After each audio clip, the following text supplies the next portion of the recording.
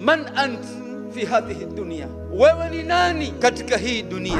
Walimadha anta mawjud, na kwa nini wewe upo katika huu ulimwengu? Kabla hujajibu swali hili, wewe ni nani katika ulimwengu huu na kwa nini upo katika ulimwengu huu, hebu tuangalie hadithi iliyopokelewa na Imam Muslim rahmatullah alayhi. Nilikuwa mimi nalala katika nyumba ya Mtume Muhammadin sallallahu alaihi wasallam, namwekea maji, nadumu kitendo hicho cha kumwekea maji Mtume Muhammadin sallallahu alaihi wasallam. Maji yale ndiyo Mtume anayatumia katika haja zake za kimwili, na maji yale bwana Mtume anatawadhia kwa ajili ya kufanya hivyo. Anasema nikawa nafanya hivyo mara kwa mara.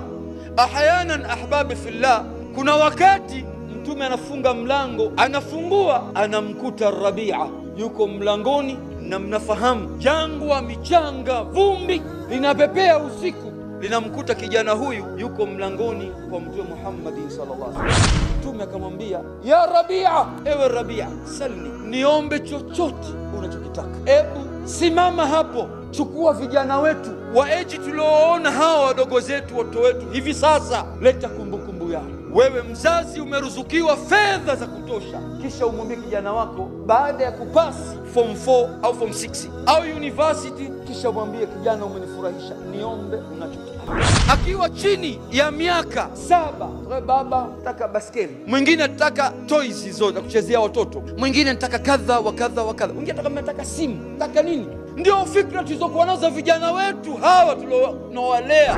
Yule kijana akamwambia Mtume, andhirni ya Rasulullah hata ufakir, niache kidogo kumbukumbu ziniijie kwa swali lokuwa umeniambia.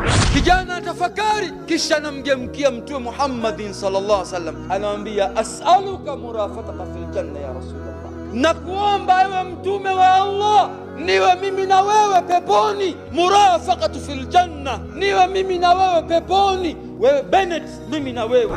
Mtume anamwangalia huyu kijana, anamwambia, kuna mtu alishawahi kuambia habari hizi? Anaambia hapana. Limadha ya Rabia, kwa nini ya Rabia?